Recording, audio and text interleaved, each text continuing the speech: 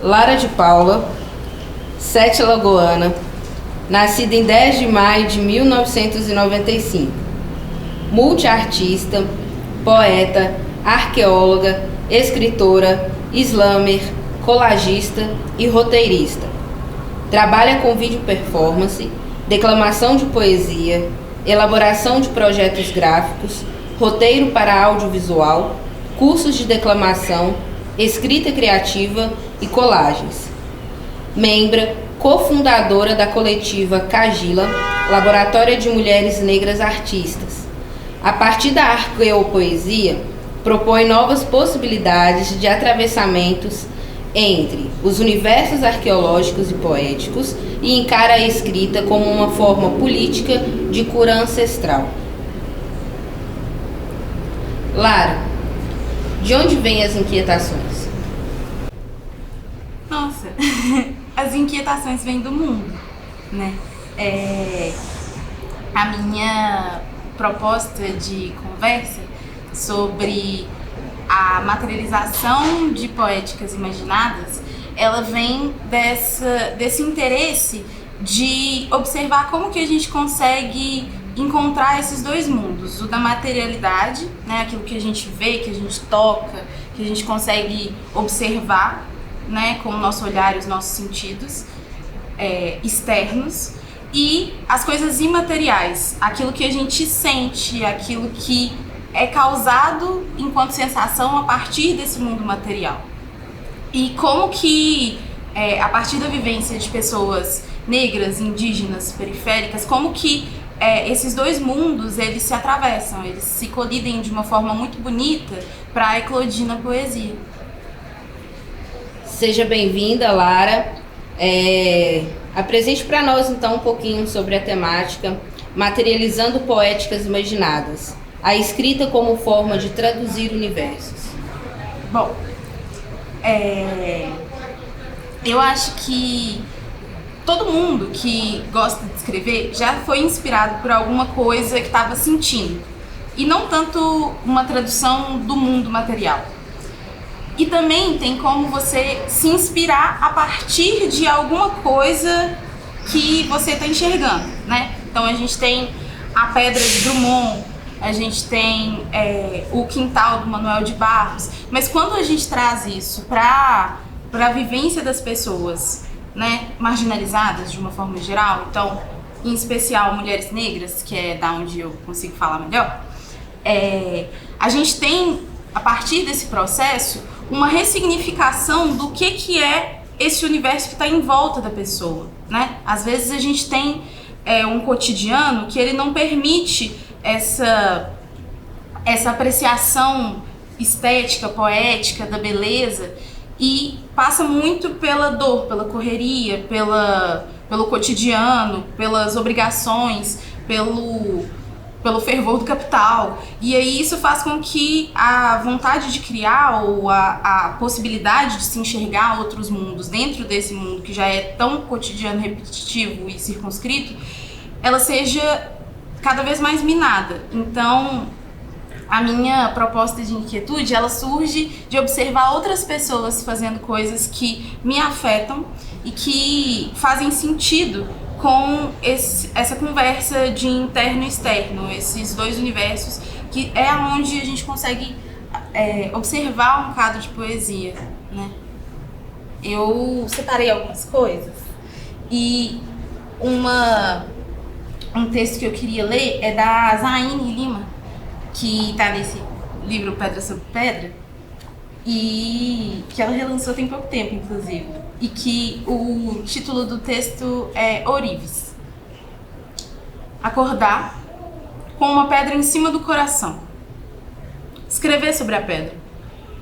Limpar a pedra, analisar a pedra, moer a pedra, polir a pedra, entalhar a pedra, adornar a pedra, será apenas vitrine para que a pedra brilhe. Eu acho que esse poema é um exemplo bom disso, dessa junção que eu acho que acontece de uma forma muito natural e muito proveitosa dentro dos trabalhos de mulheres negras, entre o que é que a gente está sentindo e como que a gente consegue traduzir isso dentro desse mundo material. Então, ela faz essa brincadeira com a pedra, mas essa pedra ela pode significar muitas coisas, né? Se a gente entra nesse âmbito mais de análise do discurso, a gente pode chegar em várias conclusões do que essa pedra significaria. Mas, para mim, o que evoca quando eu leio é essa ação do zelo, né? Ela está conduzindo o nosso pensamento através de uma sensação, mas de uma imagem também, que é palpável, que a gente consegue criar na nossa mente. E essa imagem ela vai estar relacionada com o que eu já sei sobre Zayn. Sabendo que ela é uma mulher negra, essa pedra ela se transforma em outras coisas, né? Ela vira uma pedra completamente diferente da pedra de Drummond, porque ela está falando, para mim, ela pode dizer sobre as minhas pedras internas, e isso passa por dores, por violências, por questões de minúcias do ser que acabam aproximando as pessoas. Então eu acho que a poesia ela consegue fazer isso de uma forma muito eficaz. Deixa eu pensar aqui outra. E eu separei uma poesia minha também, para poder falar um pouco sobre essa tentativa de se conversar, né, desses dois lugares. Eu acho que é possível que a gente consiga fazer os dois caminhos, né? Tanto a Zayn mesmo, ela tem uma poesia aqui que ela faz exatamente o inverso, na minha opinião, que é, em vez de trazer o imaterial dentro do material, pegar aquilo que é material e falar a partir desse material de um sentimento. O texto tá por aqui. O perigoso em ser concha é justamente jamais esquecer o passar das águas. Ao pé do coração fica cantando o mar. Eu acho tão lindo esse poema porque ela é como se ela se materializasse enquanto concha, assim. Ela reconhece naquela materialidade algo que ressoa da mesma forma que ressoa nela, né? Então a concha, quando você põe no ouvido, ela faz barulho de mar, mas a sensação que ela tem dentro do peito dela é que o mar mora dentro dela também. Então essas duas coisas elas são paraleláveis, são corpos que se entendem em alguma medida. E aí eu separei um texto que eu fiz muito pensando nesse trabalho que eu venho desenvolvendo com a arqueopoesia, de se reconhecer em algum espaço outras formas de se contar a história a partir daquilo que esse contexto oferece, né? Então, eu sou arqueóloga, trabalho com escavação, e em uma escavação, numa senzala, a gente achou uma série de materiais de pessoas que tinham sido escravizadas, e a forma como eu me senti sendo a única pessoa negra escavando aquele espaço, né, me fez ter uma relação diferente com aqueles materiais e com as histórias que aqueles materiais estavam contando. Eu não estava tão interessada especificamente na composição química deles, mas no que eles significavam para aquelas pessoas, como que aquilo estava antes no cotidiano de alguém, como que aquilo apareceu na vida de outra pessoa que eu não conheço e que eu nunca vou conhecer, mas que eu sei que tem algo em nós que nos conecta. E aí eu fiz esse poema pensando nisso. Eu me vi ali, enxerguei os meus olhos no brilho das contas de vidro, as linhas do meu rosto na argila dos cachimbos, a curva das minhas bochechas no aro do anel. Eu vi o fio do meu cabelo no gume cego do facão e as rachaduras da minha pele nos cacos de cerâmica. Eu vi as juntas dos meus ossos em cada cabeça de prego. Ouvi o som do ranger dos meus dentes no tilintar do vidro partido. Na lasca de pedra, eu vi a angulação das minhas unhas. O arredondado da pedra do machado tem a curvatura dos meus quadris. Não é impossível enxergar o caminho que as coisas se levam até mim. Menos ainda o que me leva até elas. Eu, estrangeira, forasteira, intrusa de tudo, adentrando um espaço tão meu quanto de qualquer outra e, portanto, todo e nada nosso, delas. Daquelas que viveram nessa terra, comeram nessa terra, falaram nessa terra, morreram nessa terra, fizeram essa terra. Elas que regavam com suor, lágrima, sangue, gozo, saliva, cada uma das plantas que insistem em renascer. E eu, que muito me assemelho a mulheres que jamais conheci, sinto em mim as parecenças de nossas diferenças. Respiro um ar de outro mundo. Atravessei um tudo para chegar até aqui, de joelhos na terra, pedindo para que ela seja minha guia, vendo brotar entre as raízes os rastros de existências presentes e ausentes que têm me acompanhado dia a dia. Cada artefato é o espelho de algo, em si e em mim. Também corpo artefato e, portanto, espelho de algumas coisas. Às vezes, sinto passar por mim a energia de outras. E já não são mais meus os olhos nas contas de vidros. Ou as linhas do meu rosto na argila dos cachimbos. Não são as curvas das minhas bochechas no aro do anel. E nem o fio do meu cabelo no gume do facão. Não são minhas as rachaduras na pele dos cacos de cerâmica ou os ossos das juntas das cabeças de pregos. Eu ouço o ranger de outros dentes no tilintar do vidro. E percebo na lasca de pedra a angulação de outras unhas, a curvatura de outros quadris no arredondado da pedra polida do machado. Não é de mim que esse lugar fala. No entanto, as outras e eu nos misturamos, porque cruzamos barreiras que a linha que nos liga uma a outras permite existir, fazendo possível se ver os nossos olhos, os nossos rostos, as nossas bochechas, os nossos cabelos, as rachaduras das nossas peles, os ossos das nossas juntas. O som do ranger dos nossos dentes, a angulação das nossas unhas, a curvatura dos nossos quadris que, de uma forma ou de outra, sustentam o berço onde renasce o mundo e escorrem da mesma fonte que tudo pariu. Lara, existe algum objeto, alguma matéria, algum sentido que é frequentemente comum na forma como alguns dos seus referenciais propõem o mundo através da escrita?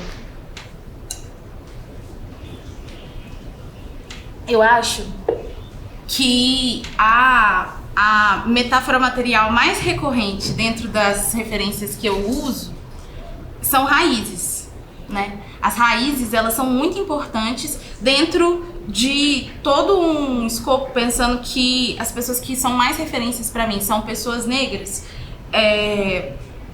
A relação com as raízes, ela pode ser entendida de diversas formas, né? Essa raiz, ela pode significar essa retomada, essa ancestralidade, essa preocupação com o passado, com as mais velhas e os mais velhos, com a tradição, a memória, a lembrança, aquilo que foi tirado e que é necessário de se recuperar. Essas raízes, elas também podem falar sobre aquilo que brota da gente, né? Então, as coisas que construímos nós mesmos ao longo da vida, né? E como a gente vai construindo esse caminho e solidificando essa jornada para poder, né, florescer enquanto indivíduos. Ela também pode falar muito sobre essa materialidade mais tangente de raiz de cabelo, por exemplo. É algo muito recorrente para mulheres negras, essa temática, porque de nós é retirado esse direito de gostar da nossa própria estética, da nossa própria imagem. A gente teve anos e anos e anos, e aí continua tendo, de negação de uma beleza de todo um povo negro, mas que com mulheres negras isso é ainda mais violento, porque faz com que a gente passe por processos, né, de alteração da nossa própria imagem, do nosso próprio corpo de uma forma muito agressiva. E então as raízes, elas vêm de uma forma muito latente, né? Eu gosto de um poema que eu separei da Joy aqui também, que fala sobre isso, né? Que sobre as raízes. Tem umas três, acho que umas 2 ou 3 referências diferentes em relação a raízes. O meu feijão nunca será tão bom quanto o feijão de minha mãe. E acredito que o da minha mãe nunca será tão bom quanto o feijão de minha avó. E é preciso respeitar as nossas raízes. As primeiras plantas que tive não resistiram à minha falta de cuidado às suas raízes. E eu me tornei eu mesma quando respeitei a raiz dos meus cabelos. Eu acho que essa alegoria, ela é muito bem-vinda porque a gente consegue usar ela de várias formas. E como que a gente faz para poder traduzir os sentimentos abstratos? Eu acho que um bom caminho é a gente pensar várias rotas, né? Uma vez eu estava numa palestra do Congresso Nacional de Estudantes Negros, e aí teve um professor que ele estava falando que a lógica europeia é de uma dialética grega, linear, né? Então, um vem depois do dois, vem depois do três, e aí você faz, né, início, meio e fim, mas que nos nossos corpos, o que opera é uma dialética exúrica, é encruzilhada, é essa possibilidade de se enxergar várias formas de se fazer uma coisa e que elas não precisam ter uma linearidade. Então, eu acho que o que funciona muito bem para mim são exercícios. Eu gosto muito de fazer exercícios criativos. Às vezes, para escrever um poema, eu acabo escrevendo 3 ou 4 outras escritas até eu conseguir chegar nesse ponto daquilo que eu queria expressar nessa primeira sensação. E aí eu vou fazendo experimentos. Então, eu achei algo muito bonito como a fumaça do cappuccino. Então, como que eu consigo pensar formas de falar sobre isso? Eu posso falar que os meus sentimentos, eles se vaporizam da mesma forma como a água muda de estado enquanto ela está, né, vaporizando ali. Eu posso tentar condensar o que eu estou sentindo e fazer o processo contrário a esse, mas sempre tentando pensar essas conversas, sabe, entre esses exercícios e aquilo que eu estou tentando dizer.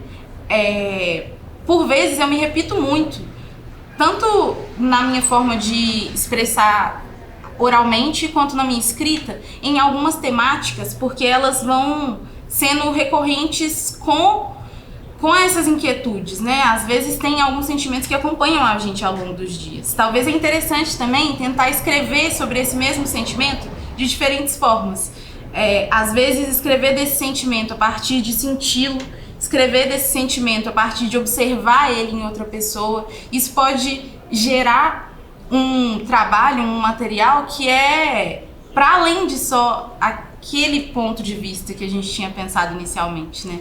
Tem algumas coisas do Novelinhas que são mais ou menos nessa linha, assim, porque o texto que inspira a produção do livro, né, na verdade, porque são nuvelinhas, porque são linhas de nuvens de pensamento, e aí às vezes é difícil colocá-las no lugar. Então, tem um dos textos que não é uma desculpa para desembestar a falar, mas talvez tenha um nome para isso.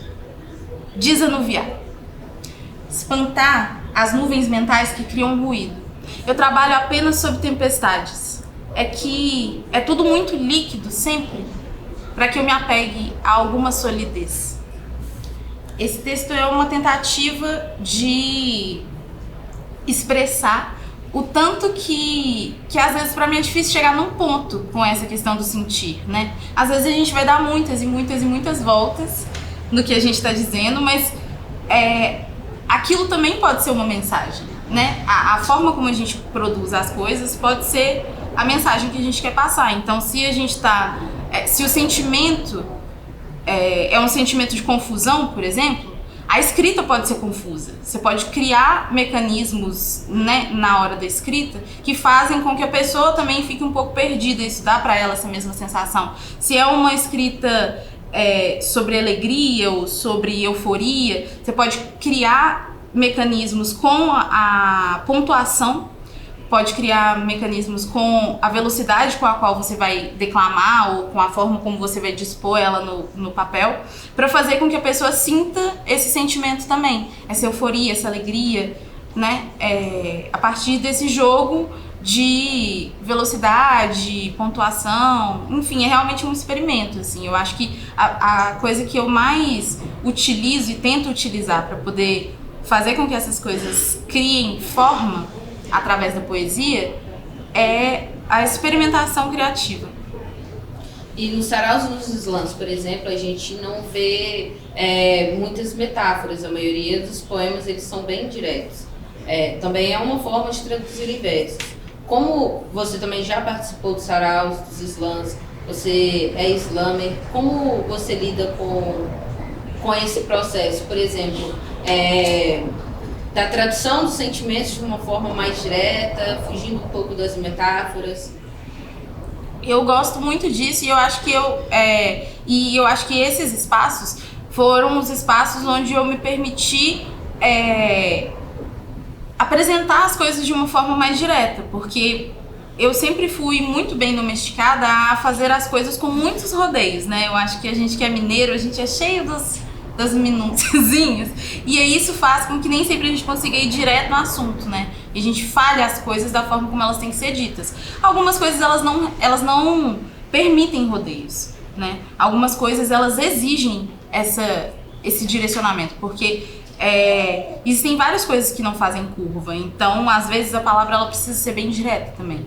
Eu encaro isso enquanto uma habilidade louvável, assim, porque quando é muito difícil se expressar, às vezes a pessoa pode seguir por um desses dois caminhos, né? Pode ser que para ela seja muito difícil se expressar de uma forma mais metafórica e que a direção traz para ela essa segurança de conseguir falar, olha, eu disse o que eu queria ter dito, e às vezes essa forma mais direta pode ser algo que não é a abordagem preferencial daquela pessoa, né?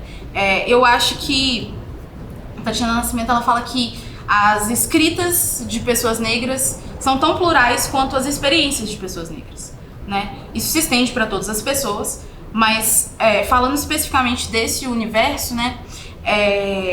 Isso faz com que a gente tenha a liberdade de poder fazer todas as coisas que fizerem sentido pra gente, assim, né? Durante muito tempo eu achei que a minha escrita não era boa o suficiente, porque ela não era tão direta quanto eu gostaria, até que chegou um momento em que eu parei de brigar comigo mesma e pensei assim, eu posso ficar avaliando a habilidade do peixe de andar de bicicleta, ou eu posso botar o peixe na água e mandar ele nadar e ver como é que ele funciona nessa água. E é o que tem funcionado mais pra mim. Então eu acho que o que acontece nesses espaços é que a coragem que as pessoas apresentam umas para as outras de serem diretas sobre aquilo que elas estão sentindo dá uma permissão inconsciente, assim, do sentir mesmo, da aura do espaço, a outras pessoas fazerem o mesmo. Eu aprendi a falar mais diretamente sobre a forma como eu me sinto a partir da presença nesses espaços, de ver outras pessoas fazendo isso. E eu reconheço que há um valor que ele não é comparativo entre uma prática e outra, sabe? Porque a forma como a gente se expressa, ela tem que ser leal àquilo que a gente quer expressar. A mais nada. A poesia ela não deve nada a ninguém, né? Ela deve a si mesma fazer sentido naquilo que ela se propôs quando ela foi criada. Para quem está escrevendo, e que bom que seja para alguém que está ouvindo também. Mas a linha de ligação primordial entre uma coisa e outra é entre o que você quis fazer e aquilo que você construiu, né? Que depois você vai mostrar para outras pessoas. Então, eu vejo as duas formas como algo a ser celebrado, porque eu amo poesia. Pra mim é o que faz sentido em tudo. Então, se qualquer amor me diverte, qualquer poesia me diverte também. Mas tem algo mais que você gostaria de falar um pouco sobre, partindo desse ponto, né, das suas pesquisas nessa temática? Eu acho que eu queria ler um trechinho da Conceição, porque, aliás, eu acho que eu quero ler um poema da Luana Galoni. A Luana, ela fez esse livro aqui, chama A Flor é a Pele. E eu acho que esse poema dela é muito bom porque ele exemplifica, eu acho que bem essa junção desses dois universos, assim, onde ela fala muito de coisas imateriais, mas ela tá dizendo de de coisas tangíveis também. E eu acho que fazendo isso de uma forma que é direta o suficiente para agradar tantas pessoas que gostam mais de metáfora quanto as pessoas que gostam mais de uma escrita mais direta. Chama poesia. Vou falar em poesia. Disseram que se falo rimando ou tentando suaviza, dá liga, conecta. Qualquer porra assim. Vou começar, tá prestando atenção? Que os olhos não vieram claros. E nem podiam. É que chorar escurece o olho. Nunca te disseram? Juro que é verdade. Então foi isso. Claros não vieram. Nada de azul celeste, o céu daqui tem outra cor. Nada de verde água, o mar aqui é escuro. Os olhos de ver mar, de amar, escuros. O nariz fino não coube, nem ia. Aqui tem que respirar fundo. Tem que respirar fundo. Tem que respirar toda a energia do mundo. Pra ser forte, pra ser inteira. A boca é grossa. Lábios grossos, os dois. Que é pra gritar o mundo. Pra gritar tudo, pra resistir. Que é pra não calar. Pra falar tudo que atropela a garganta, pra falar o mundo, pra falar alto, pra falar atropelando tudo. O cabelo não podia ser liso. Como é que ia ser onda, a menina? Como que as mãos, as pessoas e os sonhos grudariam? Não pode ser escorrido porque aqui nada escorre. Tudo finca. O sorriso, que de longe se vê, de dentes grandes e fortes, que é pra iluminar caminhos. E o corpo, cada linha, traço. As curvas mais colocadas, os ombros fortes, que é para aguentar o peso do mundo, que se vive e que se é. Ombros e costas de quem tem asas, nasceu para ter. Não importa se cortaram as ancas, dizia minha avó, as ancas largas que é para parir vidas, idas, voltas, lutas e sonhos. Já falei deles por aqui, as coxas grossas roçam em si pernas fortes, eu vi, que é para correr o tempo, essa imensidão. E os lábios? Eu já falei dos lábios? Dos outros? Dos dois? Que são pretos. Porque preto é cor. Azul também, verde também é cor, só branco não é cor. Quer dizer, eu acho. Eu aprendi que era. Mas é que branco é tanta outra coisa, da gastura, não sei explicar, confunde, nem parece cor, às vezes nem parece gente. É que branco pega toda essa poesia e não apresenta pra família, pros amigos, pro chefe. Branco não sabe recitar isso, não sabe ler, mas se bem que tem preto que também não. Mas já não sei se preto é cor, ou gente, ou vítima. Tô tentando organizar, colocar a concordância de gênero no lugar. É que eu preciso te falar, vai que ninguém falou, que branco é cor, mas preta é poesia. Eu adoro esse poema, eu achei ele a coisa mais linda. E eu acho que ela faz muito bem isso, essa junção desses universos de pegar e todos esses elementos de coisas, né? Porque eu acho que a poética, quando ela é feita por pessoas que não estão numa situação socialmente confortável, né? Então, pessoas negras, pessoas trans, pessoas indígenas, pessoas negras, isso traz para nossa arte algo que todas as artes são políticas, né? Mas as artes que são políticas e que movem outras pessoas a gerar essa vontade de se criar outras coisas, né? De se criar um mundo novo a partir disso, né?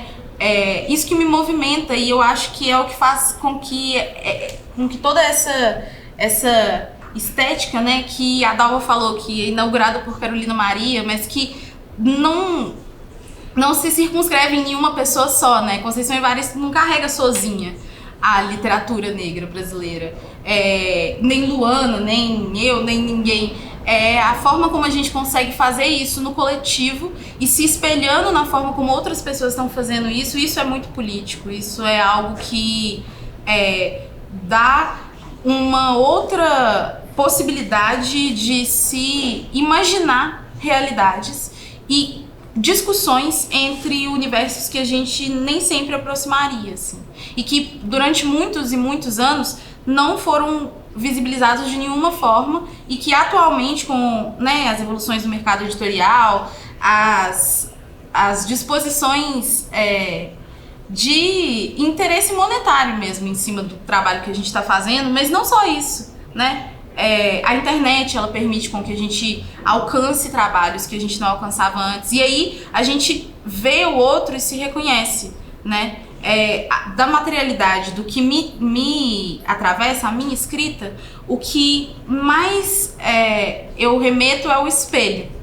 Muito por ser filho de Oxum, muito por encontrar uma beleza muito grande nesse espelho que é líquido, né? O espelho d'água, o rio.